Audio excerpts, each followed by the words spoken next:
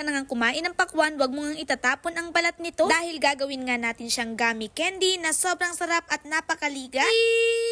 Hello mga bishi! Ngayong tag-init napakasarap talagang kumain ng pakwan at sa sobrang mahal nga ng presyo nito kahit ang balat dapat nating mapakinabangan. Kaya naman mayroon akong solusyon dyan. Kung tapos na nga kayong kumain ng pakwan, wag nga ninyong itatapon ang balat nito dahil alam nyo ba mga bishi na pwede natin itong gawing gummy candy. Ang una nga lang natin gagawin ay tanggalin yung natirang laman dito sa ating pakwan. Masyado kasing malambot kapag ito pa ay ating sinama. Kaya para mas maganda ang ating candy, tuklapin na lang natin ito mga bishi. Sunod naman natin gagawin ay tatanggalan natin ng balat itong ating pakwan. Sobrang tigas kasi niyan, kaya naman dapat nga natin itong balatan. Pwede nga natin itong balatan gamit ang kutsilyo. Pero para sa akin nga, para mas madali, filler nga ang ginamit ko. Dapat nga pala mga bishi ay walang matirang green dyan. Pagkatapos nga niyan, atin naman itong gagayatin. Sa paggagayat nga nito, pwedeng cubes, pwede din namang pahaba. Kung ano sa tingin nyo ang gusto nyong shape ng inyong gummy candy, pwede naman, bahala kayo mga bishi. Ngayon ko nga lang nalaman na pwede nga pala talagang gawing gummy candy itong balat ng pakwan. Nakita ko lang din naman ito, kaya ngayon nga ay susubukan ko. Ang ginagawa kasi namin pagtapos namin kumain ng pakwan, ang mga balat nga nito ay pinapakain namin sa pato. Minsan din naman sa baboy. Kahit nga napakaraming pakwan dito sa amin, bibihira nga lang kaming makatikim. Hindi nga kami nagtanim, hindi kami makakasawa-sawa ng pagkain. Kung natapos na nga natin itong gayatin, ang sunod naman natin gagawin ay lalagyan natin ito ng asukal. Tinansya ko na nga lang ng paglalagay nito para naman hindi masobrahan ng tamis. Mas maganda nga kung puting asukal ang gagamitin natin. Sunod naman natin gagawin ay atin nga itong memikos-mikusin.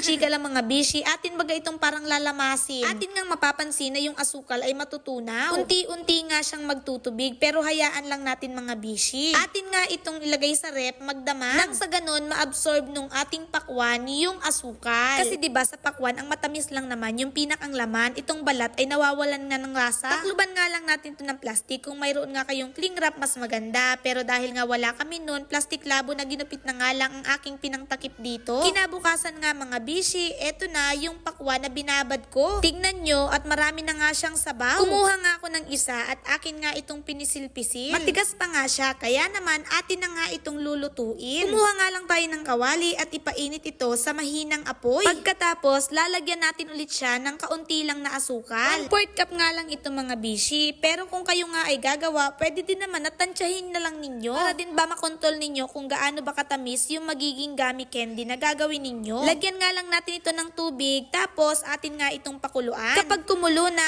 atin na ngang ilagay yung ating pakwan. Pero pwede din naman na yung ating pinagbabara na tubig, yun na lang yung ating gawing arnibal. Pero dahil nga napadami yung binili na asukal ng aking kuya, naggawa na nga lang ako ng panibago. Tapos yung pinakang sabaw kanina, itinapon ko. O diba, napaka-aksayado ko. Pero kung gagawa nga kayo mga bishi, pwede yung pinagbabara na lang yung gamitin ninyo para hindi na ba maaksaya sa asukal. Tas eto na, pakuluan nga lang natin siya mga bishi hanggang siya ay umiga. Pag ganyan na nga ang kanyang itsura, patayin na nga natin yung apoy. Patuloy nga natin siyang haluin para mas masipsip pa nung ating pakwan yung pinakang sabaw. Nang sandali pa nga, ganito na ang kanyang magiging itsura mga bishi. Palamigin nga lang natin siya ng konti. Tapos, budburan ulit natin siya ng kaunti lang na asukal. Ito na kasi yung magsisilbing pinakang outer layer nung ating gummy candy. Yung parang nabibili natin sa mga tindahan. Di ba may mga buo-buo siyang asukal? At ang pinakang huli nga natin gagawin ay kumuha tayo ng pinggan at paper towel. Atin kasing papatuyuin yung ating gummy candy. Paalala ko lang sa inyo mga bishi, huwag nyo po itong ibibilad sa ilalim ng araw. Dapat yung tamang nahahanginan lang. Air dry nga lang ang ating gagawin. Ilang sandali pa, tada!